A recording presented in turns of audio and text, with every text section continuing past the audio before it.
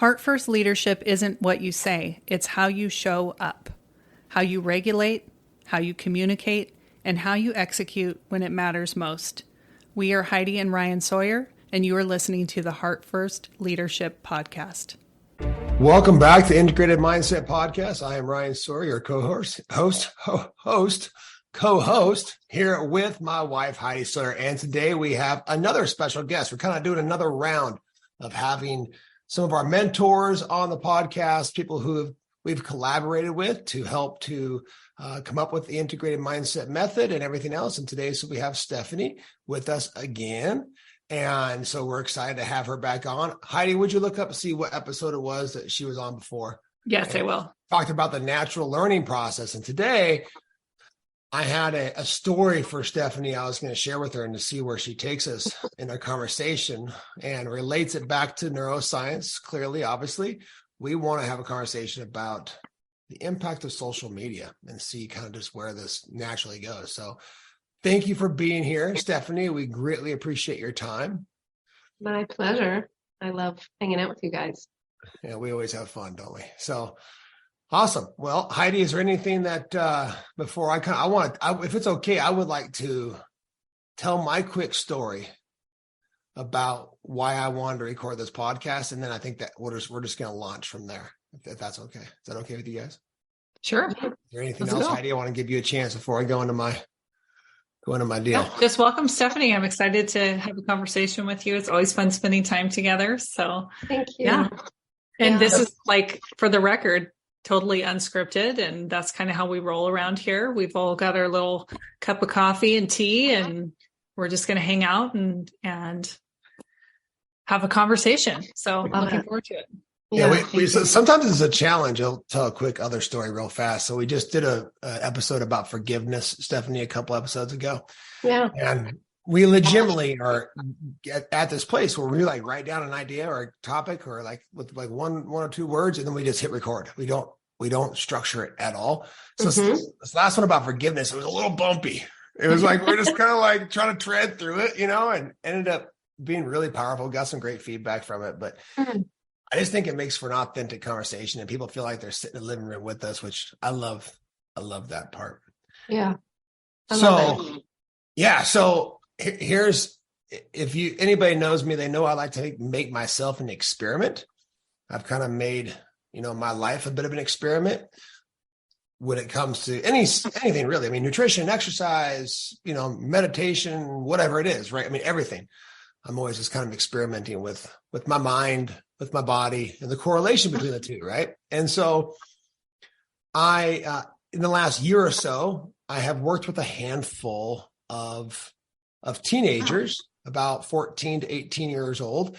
And one thing that continued to pop up in our conversations were I could tell how outwardly focused they were in life, just seeking for approval, accomplishment. Things just were very outwardly, the world's happening out there, and I am kind of being bounced around or a victim to the circumstances to a certain degree, right? And so in some way, shape, or form, it always came back to a level of inventory where they would come to a realization of how much time they spend on their phones and how much time they spend on social media. And then we got back to, okay, well, one of the main platforms that they were on was TikTok. And I had never yet even seen it or looked into it. I've heard about it, but hadn't given any attention to it. I try to stay out of social media any more than I absolutely have to for business. Like we do a little bit of presence and then I'm like, I'm out. Mm-hmm. Yep. So anyway, I thought to myself, this has come up a half a dozen times with different clients. And I thought, I want to know what I'm up against.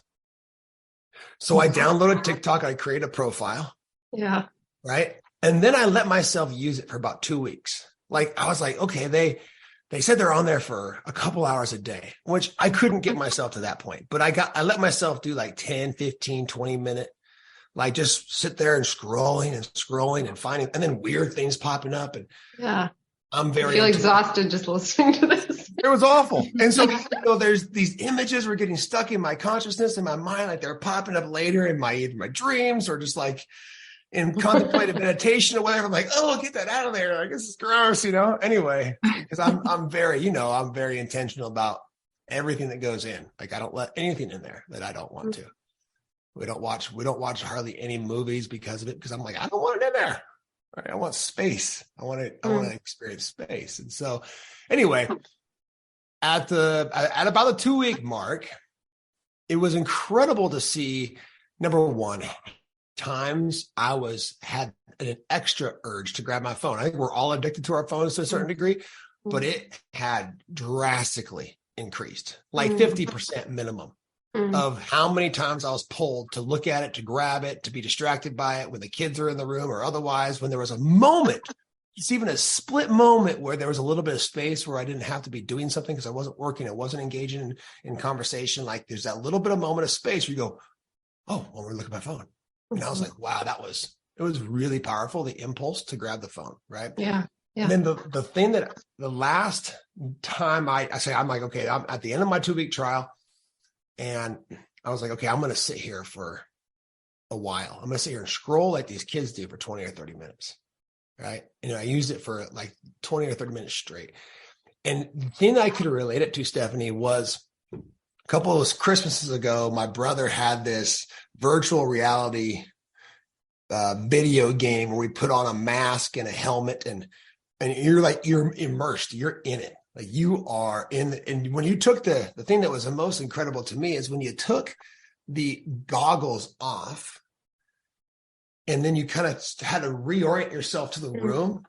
This world that we physically live in felt boring. And I remember this visceral, like, ooh, I want to go back in.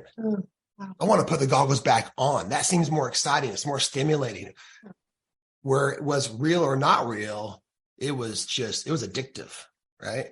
So when I pulled my screen away from my face on that last one, it was the same feeling of like being sucked back into this reality, right? This physical formed reality, and feeling like this is boring.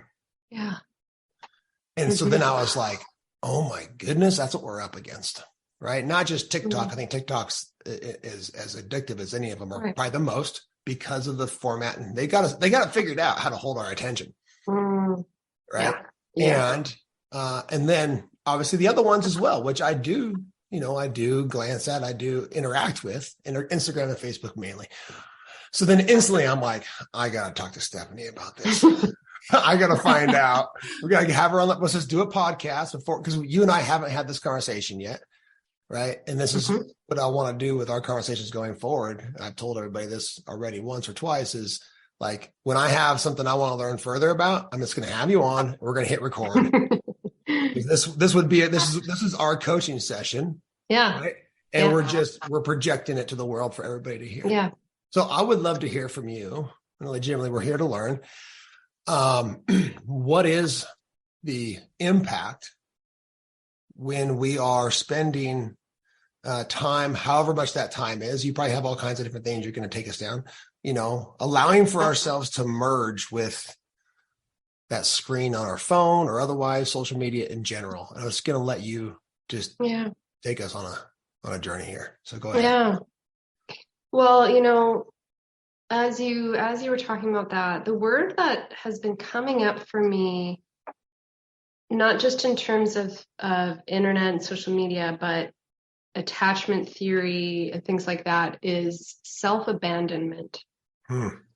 And what I see from that, so this is when there is an unhealthy relationship of any kind, where you are using your attentional mechanisms to hyper-focus on and constantly monitor something that's like occurring in your environment. And in a relationship, this would be constantly monitoring the expressions and the movements of the people around you. But on a device, like if you just think about that alone, so that's already an unhealthy mechanism. When we abandon all interoceptive, all kind of awareness of what's going on inside in order to focus on the micro movements of another person constantly, that's already self-abandonment in a human live relationship, and that's already dysregulating. So just fundamentally here, I'm remembering something you said before. It's like it's impossible to have our consciousness like in two different places at the same time, right? Yes. Right. So when I project outwardly, it's impossible for me to be aware of what's happening internally. Yes. Is that correct? Yeah. Okay. You can't, there's no, it's always a switch, and there's always a cost to the switch as well in terms of what you become conscious of.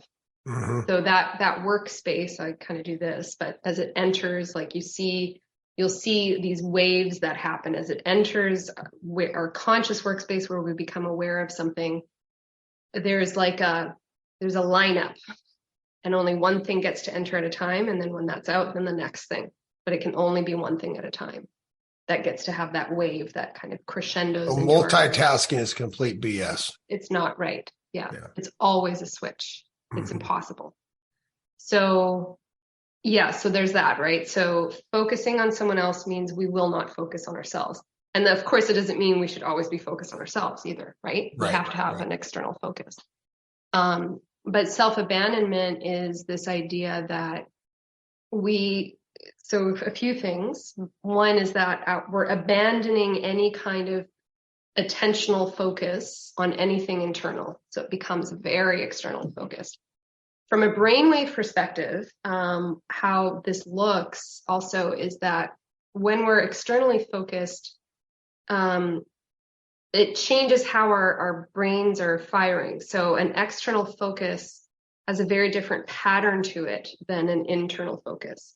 And generally, the more hyper-focused we are on external stimulus, the faster the dominant frequency becomes, because we're getting, let's say, if we're looking at a screen, and this is the other thing too, I think the narrowness of the screen actually has a really big play in this, that our eyes are kind of in this very small dimensional space of where they're moving. And I actually think that is a very, very, very big component of this.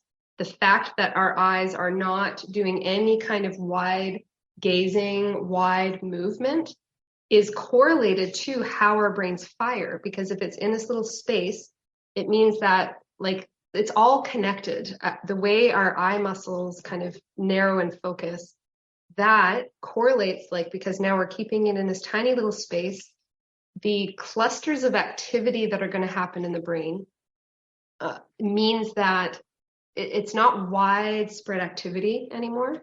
It's clustered activity. And the more clustered the activity in the brain, the faster the frequencies. And it also means that other areas kind of get neglected too. When tiny little clusters are getting activated all the time, the wider rhythms, more spread out kind of activation is not really happening.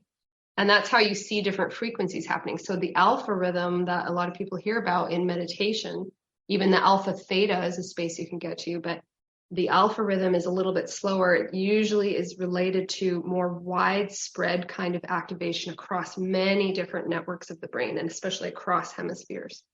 So when we're externally focused, there's only certain little cortices, like little clusters that are, this is related to the visual of this field. Like that is what's firing. So it keeps the frequencies really high. And what I would say there too is that, like, there's a whole other discussion about dopamine and all the neurotransmitters and all that stuff. There's way better experts on that than me. I've done more of the brain waves and stuff like that. What I would say though is that when you're focusing on something, so let's just go with this, smaller dimensional space and the very external pinpointed visual focus that our eyes are doing, and the tiny little saccades that are happening online, right? Because it's like kind of going like this, like, because there's so much light coming in, our eyes are very attracted to light, and our eyes are attracted to movement. So if you think about the combination that's happening on that tiny little screen in this little area is light and movement. That's all it is, light and movement. So that means that we're going to be constantly drawn to the next thing that moves, the next thing that's lit up. So any little, whatever is happening on those screens, because it is all movement. So as we're getting more and more drawn to that, like those clusters of activity and the brain activation that happens creates an internal state. It does create an internal, like, neurochemical state. And as our body gets used to, like, becomes very familiar with a certain kind of neurochemical state, every time that it's not in that, that becomes less familiar in a sense. So that's where that addiction piece can kind of come in. There's a whole other argument I think that maybe the more important argument about the dopamine circuits and the pain and pleasure principle that a lot of people have heard about at this point, which is a Dopamine Nation, that book. So I'm not really going to go into that, but I'll just go into, like, for me, what part of that feeling that you said of that boredom has to do with brain speed. Like, there's a speed that your brain goes into when you're online, when you've got light and movement constantly in this little space because of how your eyes are just... You're being stimulated. Yeah, it's stimulation, arousal, stimulation, arousal, which, and it's intriguing. It draws you in, your attention. And even I remember something you said a long time ago about, so this outwardly focus is not necessarily bad. If we're doing a task and we are merging, and we're a brain surgeon and we are doing a surgical knot on surgery, right? Like, we want to be able to merge with that knot because it has to be perfect. Yeah. And our ability to do that is great, but the problem is when we become so narrowly focused, yes, our perception becomes very, very fixed. Yes. And now we're only able to see what is right there in front of us and not aware of the rest of the world, not aware of what we're experiencing. And we potentially even begin to merge a little bit with this, what's happening on the screen, as if it's real.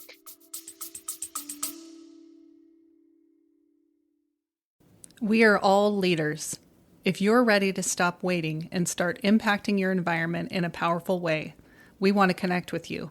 Click the Book Now link in the show notes to book a call with a Heart First coach and discover what Heart First leadership can look like in your life and in your environment. Now back to the show.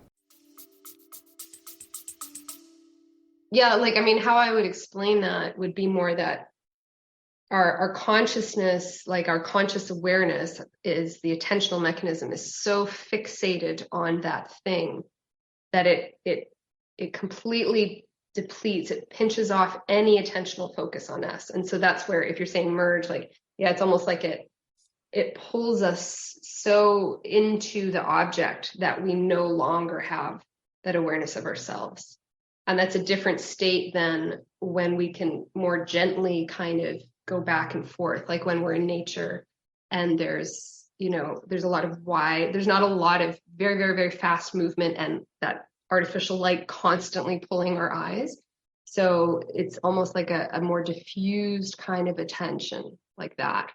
So it's a bit slower. And then what that correlates with, that diffused, widespread activation of the brain, is correlated more with the slower brainwave frequencies, which is like an alpha. An alpha has a little bit to do with there is an internal focus that occurs when you're in an alpha dominant state.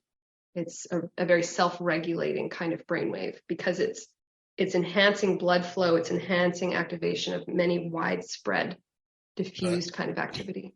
And just to see where else we go with this, but something I want to just pinpoint here in this conversation, when you talk about these different brainwave activities and you're talking about an internal state, somebody may not be versed on why that matters, right?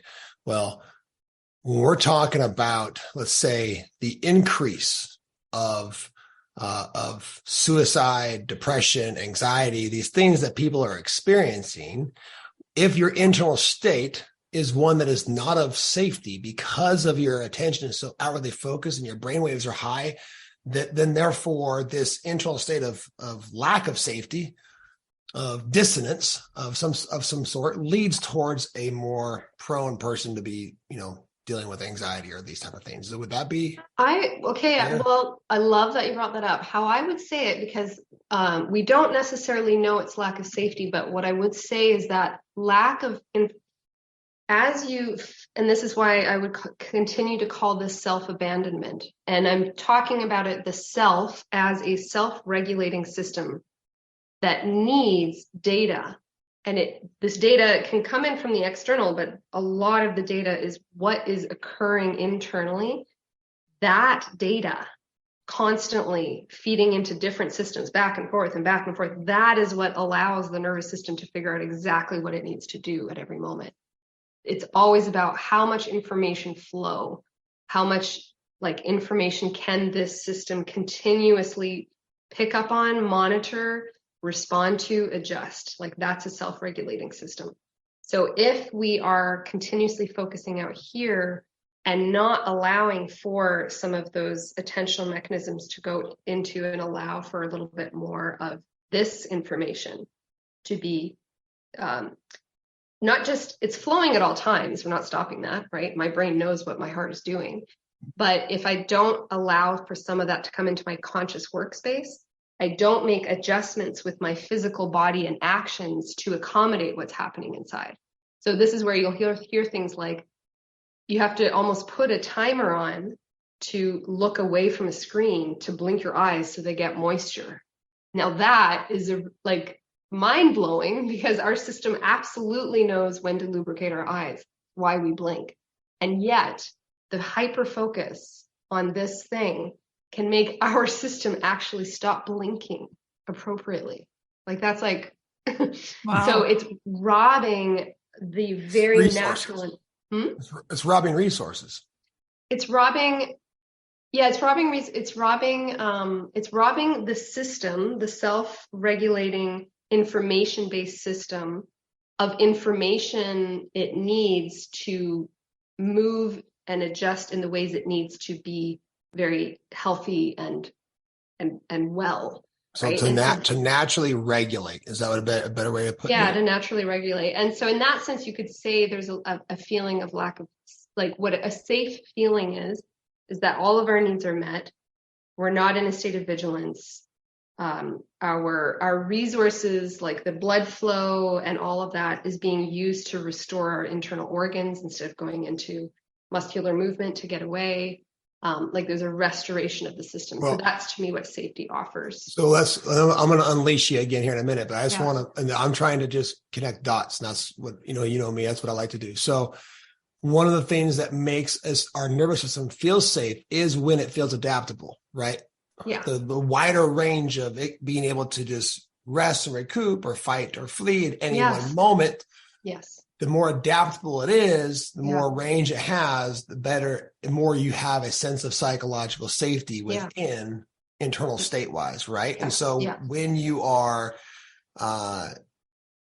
overly outwardly focused, and again, this is not to be just inward focused, it's a level of integration. That's why it's one of the reasons why we chose integrated mindset, is because it's about being aware of the inner domain and the outer at the same time, blending it and being able to switch back and forth, like Stefanie talked about, with ease and with grace and moment by moment, knowing like, oh, I got to be outwardly focused, task driven, let's go, pop back in, open up, what else is possible, to be able to do those things. But when I'm so merged outwardly for an extended period of time on a consistent basis, repetitively, right, I am reducing the amount of adaptability that my nervous system has. Therefore, my ability to feel safe and to self-regulate or to naturally regulate is going to be diminished. Is that? Yes. Heidi, does that make sense? Yeah, I think I was thinking about something that I heard earlier today, where the person was talking about if you just kept downloading programs into a computer, like you just kept dumping information into the computer is going to start running. It can't do its normal, processes to kind of, they were calling it like defrag, right? Like there's all this fragmented information in there and it has really nowhere to go. And so it's just slowing down the system to where the intake of that is so rapid that there's not time for it to balance back out. Mm-hmm. Yeah, I mean, I would say the only thing that's hard for me to internalize with that analogy is that the amount of, I guess to a point of depletion, because what I wanted to say is that when we're dealing with a lot of this external stimulus, there's a very high frequency to it, like there's a high activation, so a speeding up of things. But what we actually do see in brain maps is that generally, like a lot of theories, is that depression is actually always a late stage anxiety. So depression never just appears. So depression in a brain map, the ones that I worked with a lot in a clinic for a long time, generally appeared as very slow activity in the front and especially in the left prefrontal, but a very slowing down of activity and almost like just not enough happening in the prefrontal, but especially the left prefrontal. Whereas anxiety always appeared as very fast, like the high beta frequencies, very fast, generally in the prefrontal as well. But what a lot of the theories are showing is that the depression doesn't just appear like that. It comes after stages of a lot of the fast frequency first. And it's almost like the brain, like the mitochondria, even like they start to be overworn, like they are incapable of generating any more energy anymore because we're not giving enough to the system. It's just activating. And then eventually it starts to slow down and then goes into more of like a depressed meaning that slower frequency. It's harder to do things. So it's like you're almost like burning up. It's burnout. Yeah. That's burnout. Yeah. It's like a burnout. So that does make sense what you're saying, that analogy. Yeah. They were saying it in the context of talking about meditation and spaciousness, having mental space, having space within yourself to clear out the system. To intentionally, be still and explore, your inner space, which becomes very cleansing and healing to the brain. Anyway. And I see it so clearly with brainwaves. Like I use that as my own kind of practice in a sense too, is that I can tell. And so that this is where I'm a little bit in a struggle in my own life, because I am so computer based right now because I'm writing my book. Everything is on Zoom. All of my clients are Zoom. I don't do anything in person anymore. And I can feel it. It feels like it's just the frequencies are really fast. So I can tell that as soon as I've closed my eyes, meditated and focused on a very slow rhythm, whatever it is, or having time outside. But see, even that, you need a little bit of both, because even time outside, my eyes are still, because they're so wired from being on screens all day, that I sometimes need just total shutdown, total like sensory deprivation. But that's where that comes in. As soon as you close your eyes, alpha increases instantly. I've measured many people, and as soon as I have them close their eyes, I watch the alpha start to skyrocket on all the electrodes. So because alpha basically is, when we close our eyes, we remove that visual stimulus. There's less rapid firing in the brain. So it just starts to slow down. It starts to become more rhythmic. So even just softening of the gaze can slow down the brain. And softening the gaze for sure. The softening of the gaze. That's what when we teach stress recovery, we teach a double clutch inhale into the belly, then a long exhale with the softening of the gaze. And it's actually the softening of the gaze that impacts the brainwaves faster than the breath does. Yeah, for me, it's instant. As soon as they close their eyes, alpha increases. Yeah. And by alpha increases, that sounds like that's a speeding up. It's a slowing down, kind of counterintuitive. Right. Alpha, versus beta.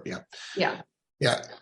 Okay. So, I want to make sure we don't just turn into a fun conversation here. Yeah. And I just want to add to that too, is like just that principle alone already says a lot about mental health and why people are suffering, because there's so much attraction inherently within us with our attentional mechanisms. Light and movement is extremely important information, and our brain will always be drawn to it, right? It will always be drawn to it. It's this primal survival, light and movement, right? So, and movement really, if you think about it, we can only detect in light. So it's kind of interrelated. But because of that, there is this constant draw to that, which means that as long as the tool that's around that has like some light and movement in it, we're going to be drawn to it. The fact that as soon as we close our eyes, the very self-regulating slower brainwave of alpha improves and increases. Just think about especially young people, I think, how much time they spend on their phones, how much time their eyes are open and looking at light and movement. So they are not getting enough of this alpha dominant state. So just that alone says a lot about why their nervous systems are dysregulated, because the alpha it's part of the regulating kind of brainwave.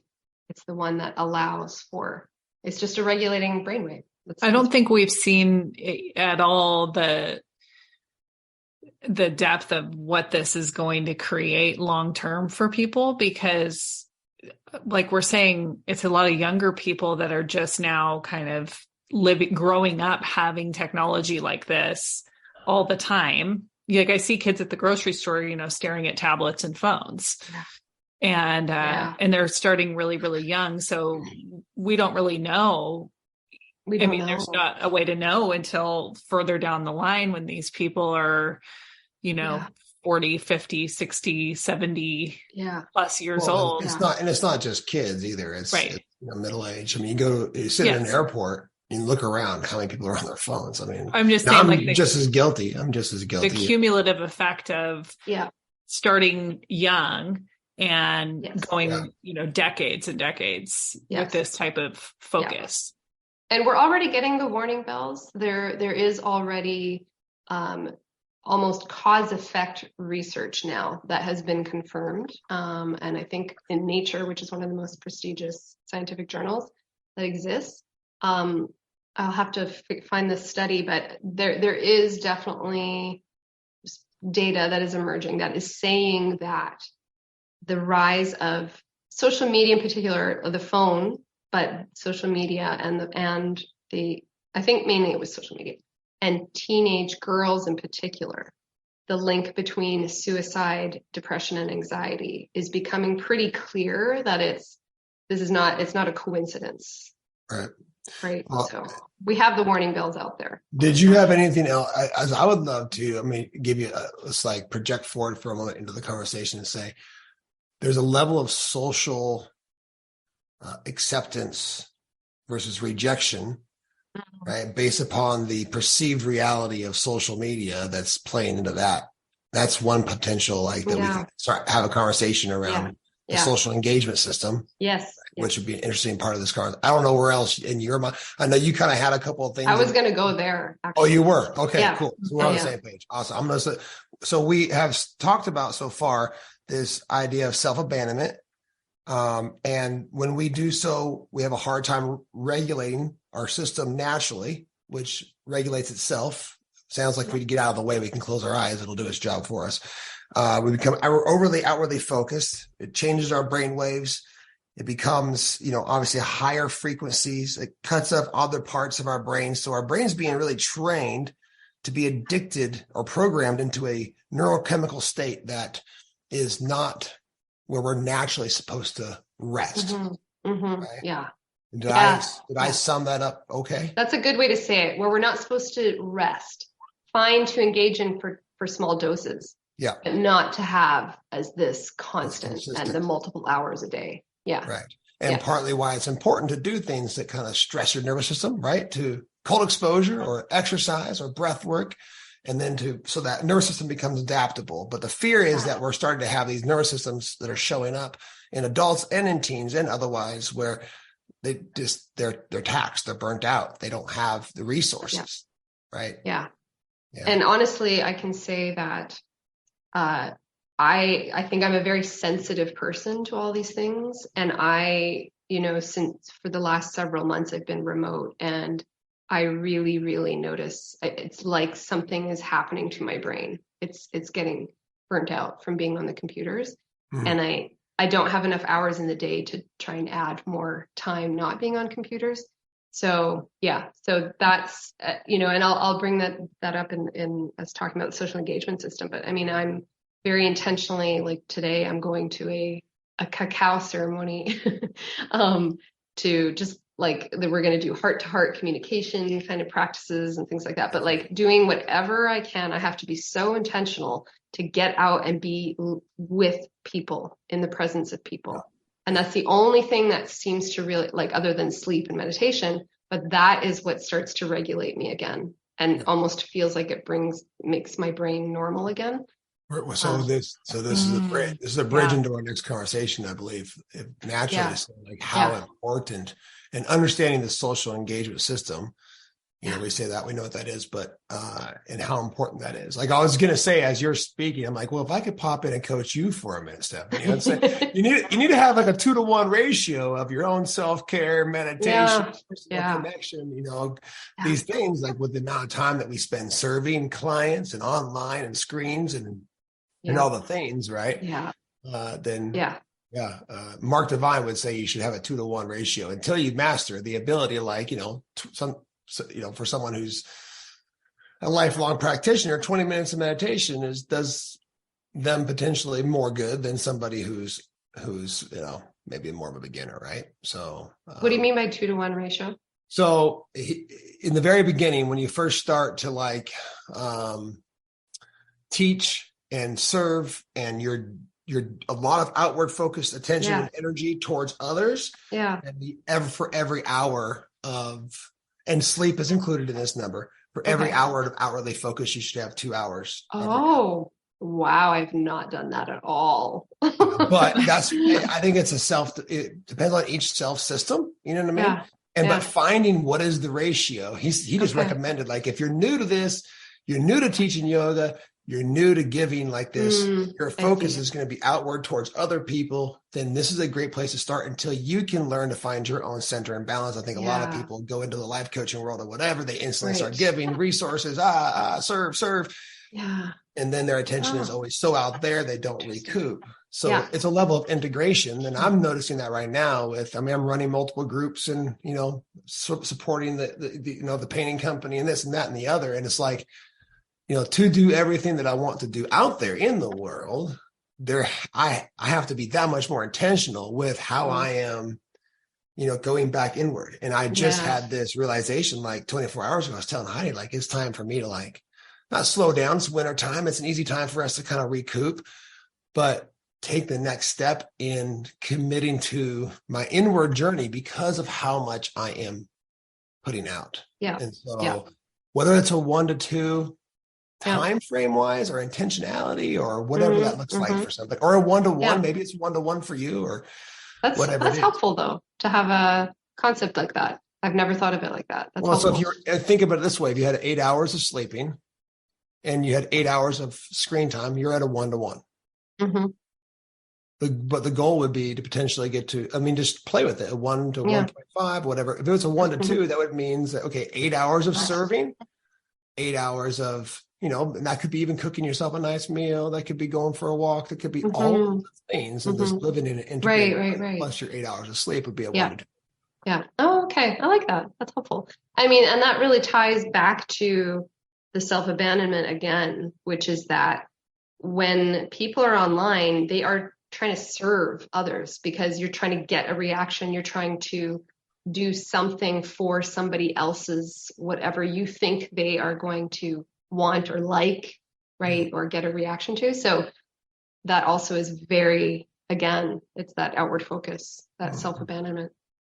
But going to the social engagement system. So, for people that don't know about that framework, there are predecessors to this already, but I'll just start with polyvagal theory from Stephen Porges. There's actually some mixed stuff about that, just because people don't like that he goes really into evolution in terms of it. But the idea of what he calls the social engagement system is that there's like an aspect of the mechanisms of us that are used to socially engage, and they're very specific kind of mechanisms. And so actually in the book that I'm writing, I'm using many other researchers that came before him that have already kind of discussed all of this.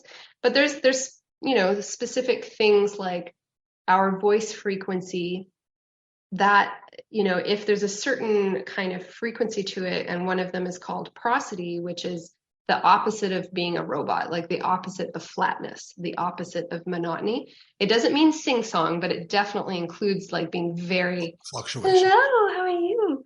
And what's funny is as soon as I do that, so it's something that we actually have in common with mammals. I think I've talked about this in my podcast, but like I did a workshop a long time ago in a school, in like a therapeutic school. and they had a therapy dog. We didn't know where it was.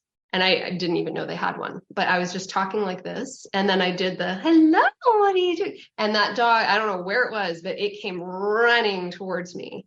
So it's that prosody of voice, the variability, and the emotional messaging that gets layered into prosody. That is something that is very important for our nervous system, because there's so much rich information, that the richness of information that we convey in any kind of social interaction, that is in a sense what makes us feel safe, because we know what the next move can be. So it doesn't always mean that I'm being very, very sweet and syrupy with my prosody, because I can't even convey a sense of anger in there. But if I'm still using just my voice for that, there's a richness of information that comes that allows you to know what my internal state is. So then you have a better ability to actually respond and for us to resolve the situation, right? Mm-hmm. Whereas if I'm completely flat, completely robotic, you don't know what to do with me. You cannot read me. So you don't know. And then that creates a feeling of uncertainty and insecurity, because what am I going to do next? If I'm just staring at you and talking to you like a robot, then you don't know how to respond. How we interact with each other lets us know that it's safe to continue to interact with this person, and the safer I can regulate, make myself feel internally, the easier it is for you to regulate as well. It creates a safer environment for us both to heal, to grow, to explore. Yeah. Those type of things. So if I'm sitting here having a conversation with somebody and they got a blank stare in their face and they are very robotic, I'm thinking to myself, this person's out in la la land, or it's weird, or whatever. Yeah. And that engagement is what we're talking about when we talk about the polyvagal or the social engagement system. The social engagement system. Yeah. And so how does that? Oh, sorry. I just had a question. So how does that work when we're online and is that kind of where you're going to go with things? Yeah. I'm just curious, you put something out there, there's no response, and then you internalize that in some way, or you get a lot of this where people are commenting back and forth. There's no voice tone to it. Exactly. You have no idea really what is going on. It's just it's like text messaging, right? Text messaging can be very misleading. Yeah. There's studies on that too. So, I mean, there's so much to just that one comment, Heidi. So the one thing that's missing is definitely the prosody, because we're not generally, sorry, I have so much light coming in here. There's so much information conveyed in voice frequency that richness of information is exactly what you're saying. That is what allows us let's even take out just for a second the live aspect, because that is a huge part of it. But that richness, it's not like I'm recording my voice and adding that to the Instagram post comment, mm-hmm. Right? So right there, we've robbed the human system of something that is so primal. Like sound is, and it is considered by some researchers to be much more important than facial expressions. We devote a lot to the facial expressions, but the voice frequencies are somewhat better at us actually accurately understanding the other person's state. And you don't need, there's just vocalization is really, really important. So we've already robbed that. So that feeling of knowing what to do, which creates a sense of agency, that creates that sense of safety in a sense, because we know how to properly respond, and we have enough information to do that. That's already taken out. So then we try to graphically represent, because there's two layers to language. There's the tone and the prosody, which has a lot of information. And then we put a layer on top of that, which is the words. And the words are, little symbols that are an attempt to point to what we're feeling, right? And so when we're online, we're now also a lot of it is graphical. A lot of it is like the writing. So I think there's that aspect to it. So we're trying to make little symbols to represent our internal state, but they'll never have enough information. It will never be as rich as, first of all, voice. So there's the voice, but there's so much more. There's the thermal, like our thermal receptors of heat. There's the smell, the olfactory. So all of that is being taken away when we're online. We're not getting any of that. And so that also just creates a misattunement almost at all times, because we're not getting that satiation, like the satiety of data that generally comes from human to human interaction, where we can really sense what they are going through, because we're using so much more than words and even beyond facial gestures. And that's the other thing. This is the other thing that's really important, is that facial gestures are dynamic and moving. So a lot of research has had to be thrown out because it was based on photographs. Photographs are not, when we compare that to the much more dynamic, emergent expression of what we're doing, that is more important for us to understand someone's emotions than a still photograph. So there's a whole other field of emotion that has to do with emotions are more like how we express emotions and what emotions are. The way we read them in each other has a little bit more to do with what we think their goal is, how we think we will cope with what their goal and intention is. And all of it is moving. It's a moving, dynamic representation that is constantly being fed by our little micro movements back, and then theirs, and then theirs. That is what kind of makes the information flow happen. And does not exist online, which is what you were saying, Heidi, which is that seeing a photo, and then even if it's 1 second later, it's still a second, it's not live time. It's not a live feed of information that we are having. One thing that a simple dot that popped up as you were talking about that, Stefanie, was based in the idea of us being able to regulate and feel safe internally is fundamentally to have choice, to know how to be able to respond in different ways, right? And you're saying that that's actually being robbed of us because we aren't able to collect enough information to be able to even know what to do with the information we're getting, which leads to a level of frustration, of confusion, of helplessness, powerlessness, right? Naturally, people can sit and act like, oh, not me. No, you're human. Yes. So yes, you too. Yes. Everybody. Exactly. Everybody. It would be like if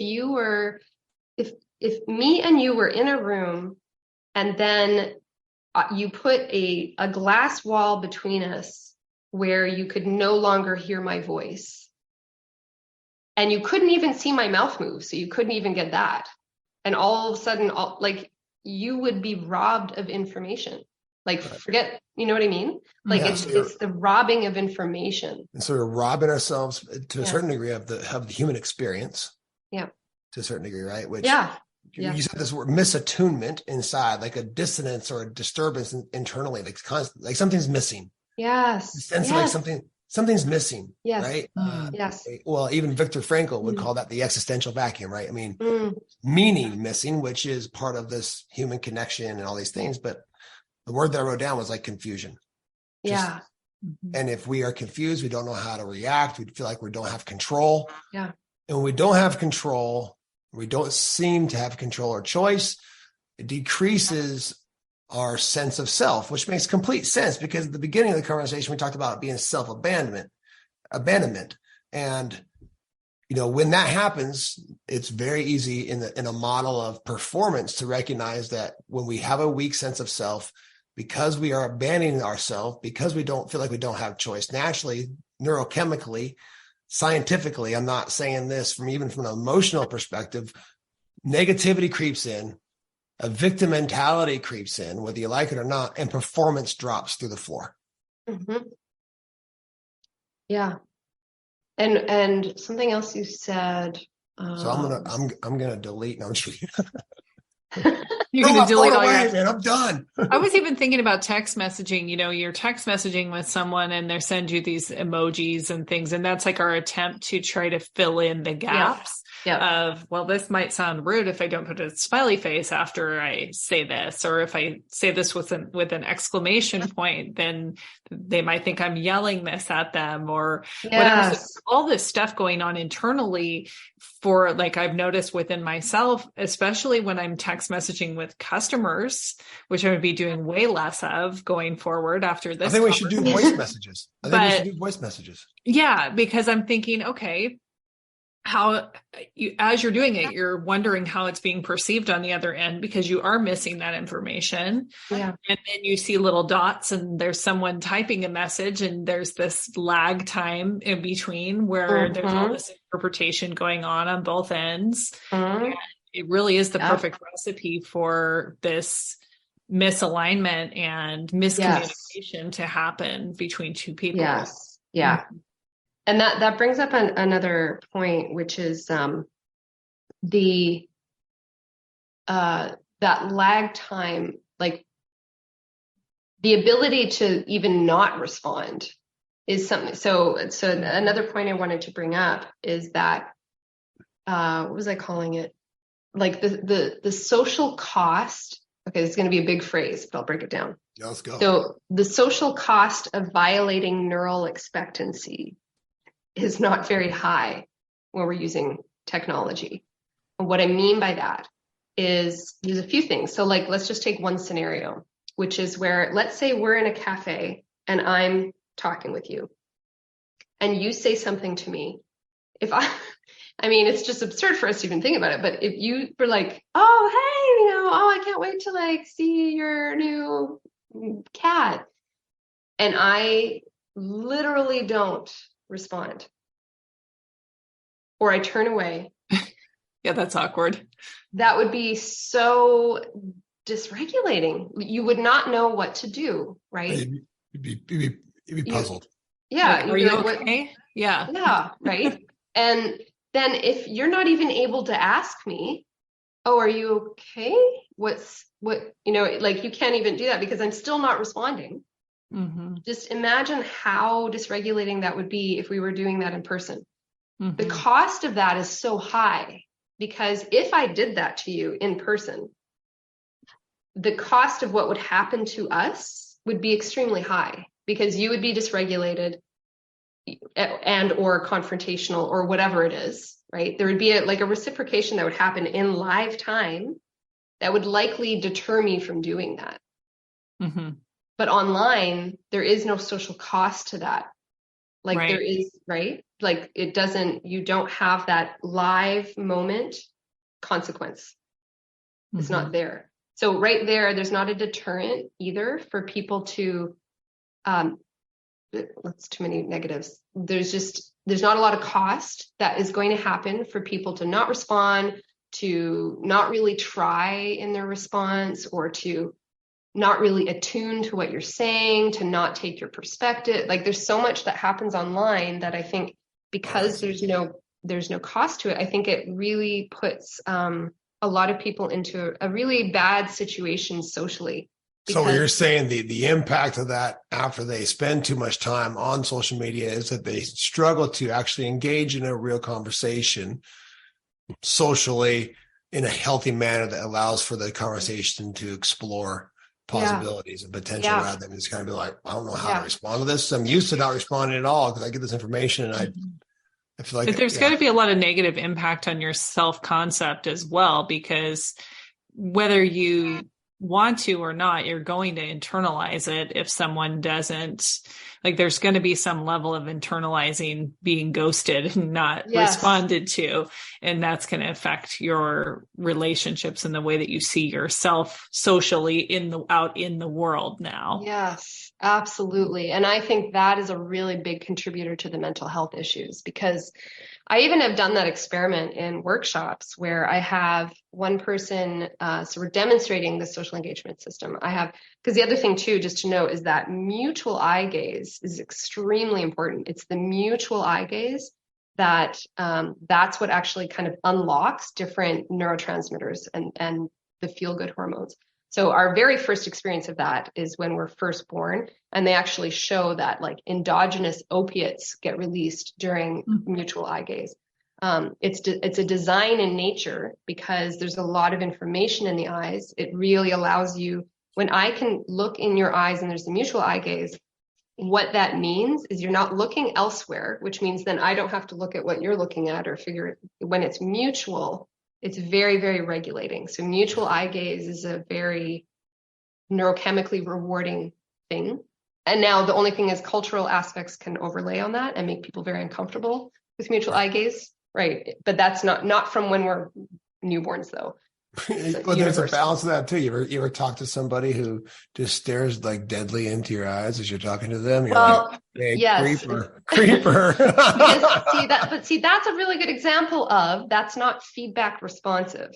So feedback responsive means there's adjustments and there's like you're moving and dancing with that person. But yeah, I totally know what you're saying though. Like, you're in a conversation with somebody and then they look outside.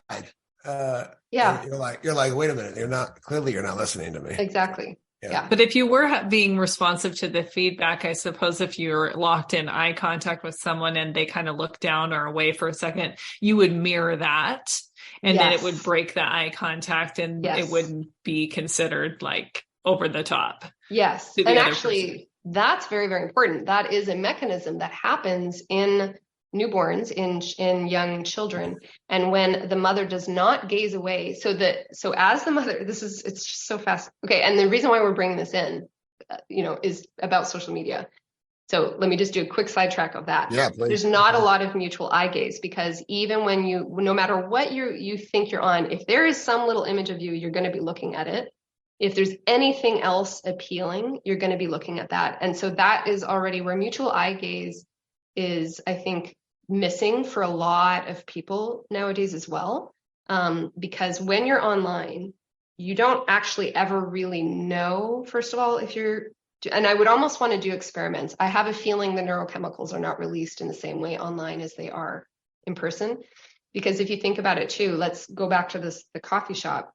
If you're in front of me, I'm in front of me. I have the opportunity to do some mutual eye gaze with you. But if right next to you, there's a naked man, a cat playing piano, and then a sail or some blinking sign, I'm probably not going to lock my eye. Like I'm not going to keep my attention on you very long, right? Mm-hmm. So that would be in person.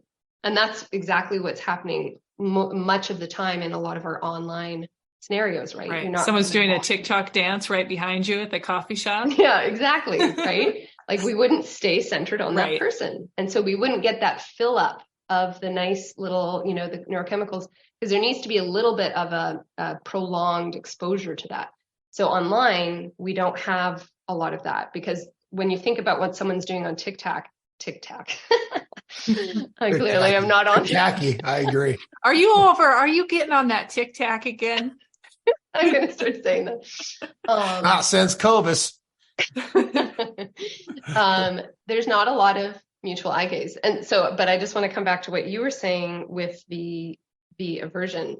That is something that happens in babies is you have mutual eye gaze. And what's so fascinating about that is the mutual eye gaze excites and arouses the baby. So you get opiates, you get like very cool brain waves, and there's like an excitatory kind of element that happens. But as that happens, the baby's body actually can get very over-aroused and over-stimulated by the eye gaze. So a baby will naturally eventually start to look away a little bit because it actually has to unlock from the arousal of it. If the mother doesn't let that happen and keeps trying to get the attention, that's considered intrusive. And so it actually makes it so the baby can't regulate itself. It's getting overly stimulated. Wow. But then the opposite happens too, where it's trying to meet. And if the mother is like very, if there's like substance abuse or there's different issues happening or she's looking at her phone. Exactly. Or looking at her phone, then they also don't get the regulating mechanism of the mutual eye gaze. And I do feel like that's related to social media somehow. That we are not, it's something that happens when you're in person. Like every time I'm in person, you have that moment. You always have a moment where you know that you've just, even if it's just brief, you have locked eyes with, like, I don't go up to a person and look at their forehead. I go up and there is that pupil to pupil moment. Oh, yeah. That's what right? I guess that's what you see in someone's soul too. I mean, it'd be weird to, engage with your family. Even you think about how much time we look away at back at our phones when the kids are talking to us or whatever. And that's dysregulating to them because whether they're infants, whether they're 6, 8, 10, 12 or on beyond, it's still part of how we're wired as a human being. Absolutely. It's a mechanism that never leaves us. It's just most very dominant in childhood. So without going too much further down this path, because we've been going for almost an hour. Yeah. I knew this time goes by fast when we get in conversation with you. So this doesn't even factor in, I just want to mention this doesn't even factor in the fact that what people post on social media is only a highlight reel.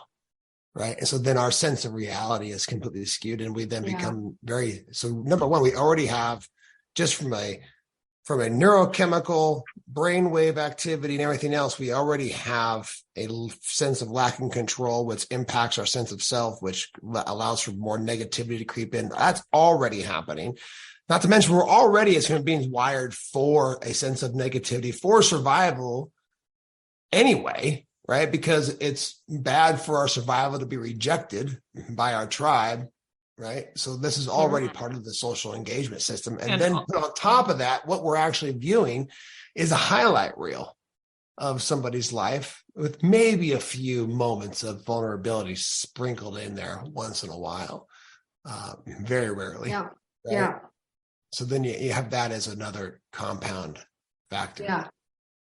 And what's sad about that is most resilience research, especially anything that's attachment related. And I really feel like attachment theory is incredibly important in all of this, or what you call affiliative neuroscience. Resilience comes from the rupture and repair. But the rupture has to take place and then there's a repair. And that is what establishes the sense of agency that ruptures are repairable, that you have the ability to resolve and repair them.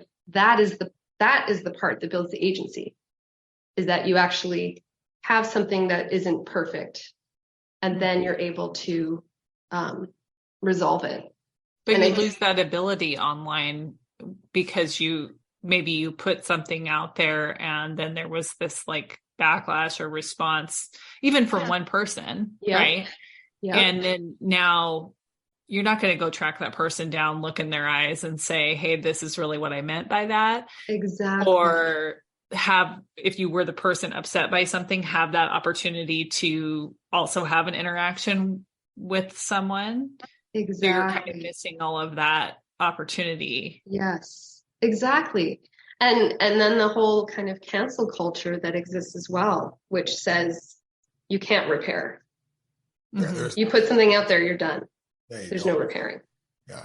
Right. Which in all reality, and this is a podcast we're going to do in the future, is the idea of understanding how we create story around failure. And a lot of failure comes back to just not wanting to be socially rejected, right? Which is cancel culture is just making even that much more of an illusionary thing in our minds to say, like, don't be wrong.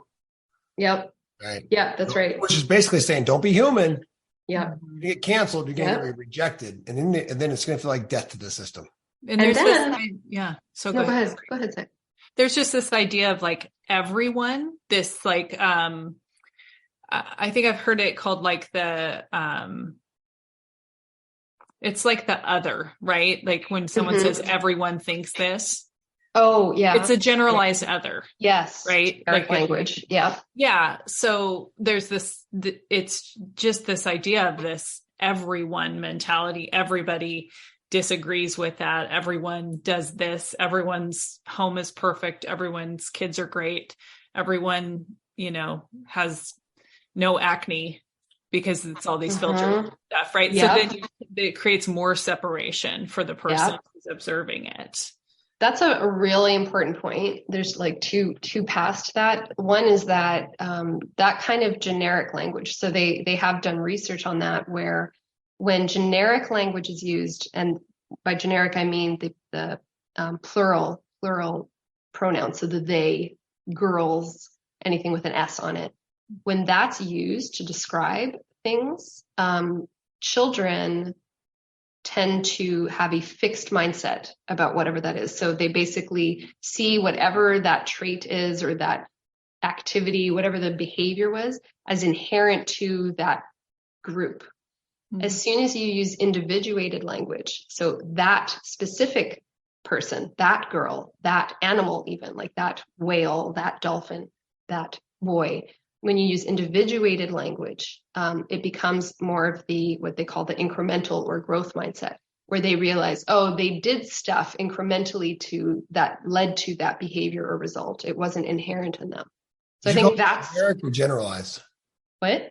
Did you call it generic? It's generic. It's called generic language. Generic language. They and we put that in the program when we talked about basically taking a story or a narrative of how we relate to ourselves or the world, And a lot of times when there's a limiting story that we're playing out in our minds, it's very generic, and we flip it around and make it very individuated. And then all of a sudden it opens up for more possibility. Mm-hmm. That was something you and I spoke about a long time ago, but yeah. Teaching people to kind of flip scripts in their mind. Yeah. All different stories, even just societal stories. Yeah. The other thing that came up as you were talking, Heidi, is that that need for acceptance. So the fear of being rejected also means that the people, especially online, when you're getting likes or dislikes or followers, unfollowers, all that kind of stuff, that you will very likely unconsciously, you will start to program yourself to only say the things that are going to get the likes. And so your group will become more and more similar minded, and whatever that is, and what they see in a lot of research too, is that to get lots of likes, like you have to say things that people already are familiar with, right? That they already approve. You're not going to stir the pot. You're not going to say anything different than they've been saying, which means that it's just this giant echo chamber generation. Programming ourselves. Yeah. And if you don't find it in your group, like if you say something that's kind of against what your group, like your social group is saying, and they don't like it, then you have to go find the group that does, in a sense. And so that means that there's no cross-pollination of ideas in any of these groups, right? Mm-hmm. Because it's just so easy there's so much light coming in. I'm like, that's just truth being sourced right on the top of your head on the screen there. It looks like you have sunnier weather than we do. Yeah. Yeah, I guess so. Gosh, there's like no angle. Oh, there we go. There you go. There we go. So I just feel like there's that aspect too of, gosh, how hard it is for people to find a sense of that psychological safety, because it's like you can only have an opinion that gets you the likes as well, like within your groups. Like it's so hard to have a disagreeing kind of opinion, because once again, that social cost is just so not high online. Like if this is happening one-on-one, there's just a different dynamic that happens. If you disagree, I mean, there's a lot of dysfunction in all of the in-person relationships. Let's not get that twisted. Right. But there's a little bit more chance of using these physiological mechanisms we have within us and the richness of information that comes from the one-on-one to actually have a chance to resolve it. Right. That I think is greatly, greatly diminished online. Which is scary, because you think about this. Okay, fundamentally what I pulled from this is, wow, we are fundamentally a tribal-oriented species. Like we're better together. We rely on each other. It's better to regulate. We're better at regulating when we're together, right? And we're meant to be in community, right? But yet, because of these devices and the amount of time and just the science behind it, we are now decreasing our capacity to experience connection. like true connection, like Yeah. conversation and objection, and to be okay within all of that and to be able to regulate ourselves so we can experience actual connection, which leads towards a stronger self-system, confidence. Let's just call it confidence, the ability to then act, which then creates a deeper sense of meaning and purpose and contribution. And now it's this system that feeds into each other rather than constantly depleting each other. And it's a very scary, slippery slope that we're currently navigating down. Yeah. So from me personally, I'm asking for advice, legitimately asking this question, right? I see the importance of staying and having a social presence, right? Meaning social media as a business, as, connecting with people, like sharing my authentic voice or whatever that may sound like, look like from multiple different businesses, right? So what is some ways in a very short period of time here that we can take steps we can take to protect our self system, so we're not abandoning ourselves, and to be able to feel and actually feed back into our system? Is it just the duration of time in the sense of per exposure, or how repetitive, or to take, and I see you doing this, you take it, I know it's because you're writing, but to take a week or 10 days, I don't know how long you're taking, but just to be like, I'm removing it completely. Like what are some suggestions that you make? Yeah. That's something that, because I definitely will say I struggle with social media. Like it is fairly dysregulated. Like it puts that different, everything we've just been discussing. So I do think it's helpful to have designated breaks. I like announcing it because it holds me a little bit more accountable as well. So there is that, like, I find that helps me a little bit. And there is a sense of relief that's like, oh, people don't think I'm just not posting, like I'm doing it intentionally. Right. So I that's one thing that I like to do. And then, actually take the break. I would say the other thing is that within each day to really establish beginning and end routines that are very self-regulating and very self-monitoring. So I think that in order to abandon ourselves less, we need to monitor ourselves more, in a sense, and monitor not in our mind. That just goes into its own little, what do you call it? I was going to say foxhole. That's not the right word. Rabbit hole. Rabbit hole. See, Heidi, I got to say rabbit hole, and it wasn't me saying it for my own regard. It makes fun of me how many times I say rabbit hole.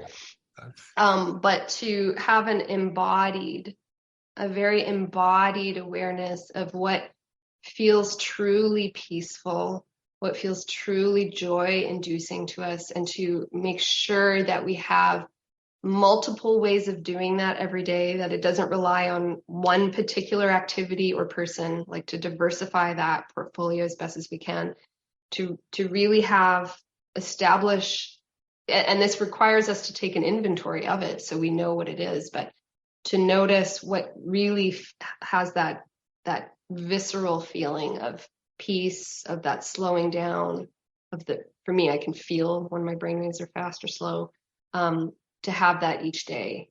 And graceful freedom internally. Yeah. So what I'm hearing you saying is like, it just becomes like a 2-to-1 or the 1-to-2 ratio again. Something like that. The stuff that we teach, whether it be breath work, meditation, visualization, just some internal domain work. If we're going to recognize that our world is very outwardly focused, right? That's sucking our attention and our beam of awareness out there, either into screens or to roles or to outcomes or to some sort of identification, then we need to do just as much, like coming back, opening up, letting go, surrendering. And I really got to add this part, because this has been a very big eye-opener for me, just because of how online I've been. Flesh, in-person interactions. Because like, I know for me, I'm kind of a disaster with digital communication. Like voice is so important to me, and body and face, that if I only can have relationships with people that are text-based, they don't go well for me. Like it's like I'm just robbed of too much information. Maybe that's my generation. I'm one of those ghosters. Like, you won't hear from me for 30 days after you send me a text because I just forgot completely. Totally. If I'm face to face with you, totally different story if we can get together on a regular basis. But so I think that's important, having that, making time for actual interaction with people in person or on the phone, at least on the phone, a distance where you can hear each other. And I would say that voice only versus FaceTime, because there is research that voice actually has a bit more of the encoding of information, and the FaceTime, again, because of the light and the movement, it's going to keep having you switch a little bit.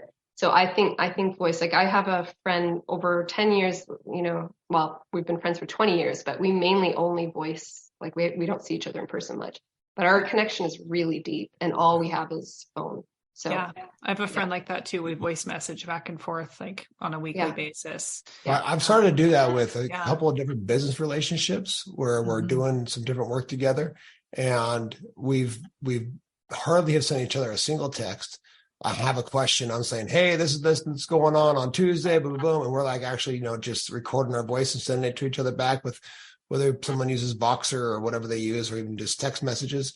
And we have simplified the communication back and forth, and it's a much easier flow back and forth, right? So I just think of that in terms of how much can get lost in translation because we're just posting or we're just texting or we're just emailing, and just when in doubt, just record your voice. And then just one other tool, like, because I feel like for some people, it's just not realistic. Like they do need something to help them with the texting part. Like for me, the only times it kind of goes a little bit better is if I'm very tuned in to myself, if feel quite regulated, I feel, I've had some interactions, I feel full in that sense. Then the texting has a little bit more richness to it, because it's more like I'm a bit more tuned into how I'm feeling, so I'm able to actually find words to it. So that would be where I'd say if we are gonna, post or text or whatever, that taking that time to be intentional, like really, and this is again coming back to the moving away from self-abandonment, which many of us have done, like, because even previous generations, I watch my parents, like there's a lot of self-abandonment that happened. It has nothing to do with digital communication. It just has to do with being completely hyper-focused on the other person and not tuning into what was important to them. Or just the outside world in general, right? Accomplishment. Exactly. I mean, we're going to come back to this, by the way, at some point. So just like for me, competition, like sports, I mean, all of that out there, it's all out there, right? Yes. And not tuning into what truly regulates our system. And we all have our own unique sensitivities and what is aversive and appealing in that sense, but tuning into that so that can maybe enrich a little bit of what we actually put online. So because like for me in person, I never have issues, but the texting, like I definitely have challenges with that. And the only time I get impatient with it. And then so someone would probably think if they read my text, it'd be like, he's super short. He's pissed, Right. Yeah. No, I'm not. I'm just lazy. I'm just lazy when it comes to texting. Yeah. Yeah. And it's hard because it just doesn't do justice to who we are. It's like nobody ever really sees who I really am when they just get text. And you know what I mean? Like it's too bad. And I think that even with like people, younger generations too, where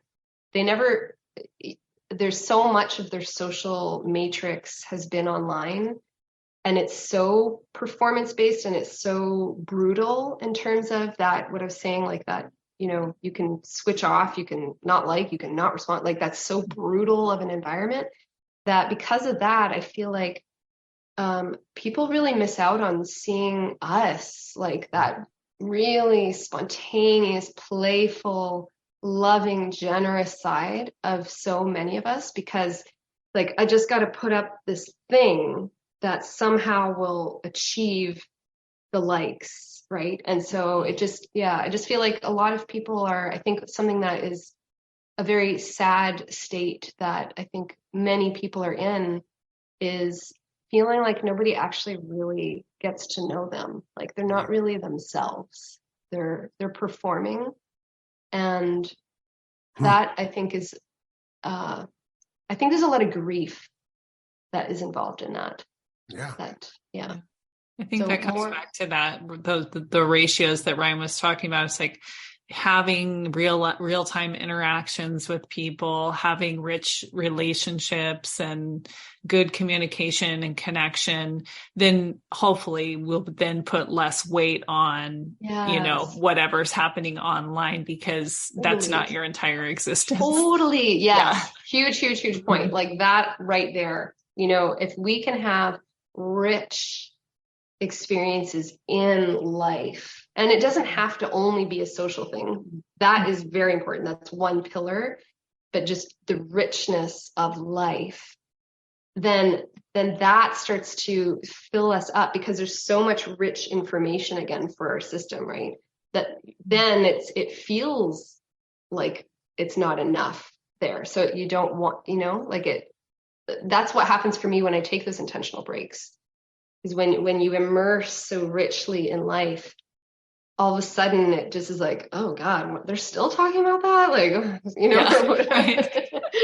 So whereas when you're in it, you're really kind of stuck in it. So you're almost addicted to it. You don't even know it. It's unconscious. Right? It is. Yeah. That's why it's so important for us to always be doing the work, to just be like, what are the patterns that are running my life? Because it's constantly happening. Well, I appreciate this conversation and the information, especially about perception and the way, how much data we gather from the voice and all of this. I'm going to use this in business because I've recognized recently, just within this conversation, there's been a lot of texting with customers and things that might have been lost in translation and on both ends, right? Yeah. So I'm going to use that information from this conversation in that way as well. Yeah. So thank you. People appreciate it all of a sudden when you call and leave a message, or you do a little voice text or whatever. They're like, oh, no. Yeah. And sometimes when someone texts you, you assume that is the type of communication that they want to carry out. And so you engage with that, but it does start with someone breaking that cycle and picking up the phone and saying, I did get your text message, and, I just wanted to talk to you for a minute and make sure we're on the same page here, or have a conversation. And that allows for more realness too, because when we're robbed of all that information that can help us resolve and know what our next move is, it makes it so that we don't dare be as real, or maybe say things that are not perfectly polished and happy, which is again that thing that's happening online, where we're not risking being as real because there's less ability to resolve, a conversation I had with my parents, the last visit. I mean, I had quite a few really, really, really difficult conversations with them about past stuff and deep emotional stuff. There is no way that could have gone well in any other form than in person. Right. It had to be in person, not even on the phone, because there had to be that high social cost of, I'm not walking out of the room right now, or, and then the richness of that information is what allowed us to finally get through a deep, deep, deep rupture and, all that difficult stuff to get through to the other side. Mm-hmm. So, and I think that's something that doesn't happen online a lot. And it's, it robs people of that ability to do that, and then to be real and risk being real. Mm-hmm. We're going to come back to this resilience and rupture and repair. I have a feeling that's going to play a part in our conversation about failure. And because if you were to flip it, it's like, any sort of rupture leads to a stronger, more resilient system. Yep. So when two people are in relationship with each other, and they're able to communicate, and they're able to regulate, and they're able to overcome together, they now have a stronger relationship. Exactly. Mm-hmm. Yeah, that's the only way they can prove that. Right. Otherwise, you're kind of hanging in there of what happens if there's ever a rupture, will we be able to do it? You don't know. Yeah. Eggshells. I don't know. I don't know. So we'll kind of, but every time you do, every time the rupture and then the repair happens, every time you're like, oh, we do know how to do this. Oh, it does get repaired. Okay. And so the obstacle, the struggle, the suffering is for us because it helps us become stronger, more resilient, adaptive systems. Yeah. But I just prefaced a couple other podcasts we're going to do. Yeah. Stay tuned, people. Yeah. Well, that was almost 90 minutes. So I'm gonna, even though we could keep going, I'm gonna cut us off. Super appreciate this conversation.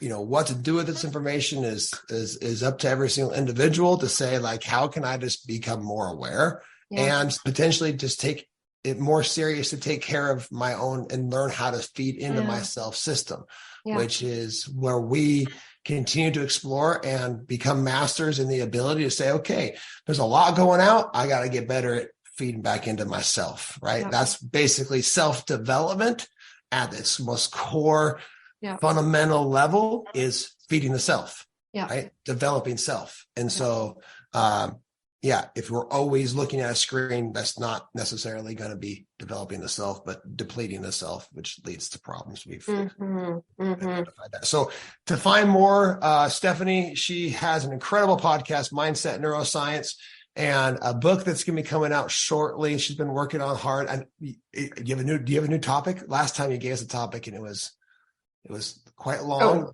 Same book? Topic. Huh? Yeah. Biomechanics of human communication. Biomechanics of human communication. So I'm excited to be able to check that out. When do you have an idea of when? Well, the due date is June next year. So it's been a little bit of a struggle recently, but trying to get back in there. So half of it's due in December. We're getting through it. Yeah. Are you enjoying the process? I am, actually. Like, if I didn't have to do all the other things I am doing, like, I love book writing. I love it. I love so much of it. So it's more just that I have to do a lot of other things on the side. Balancing it with everything else. Yeah, exactly. Awesome. So, yeah. We'll put where to find you in our show notes, and we'll be having you back again. So thank you so much for your time. Thank you. Loved it. Thank you, Stephanie. Thank you. Thank you for listening. Remember, leaders go first, alignment matters, and the environment that you create is the legacy you'll leave. We'll see you on the next episode.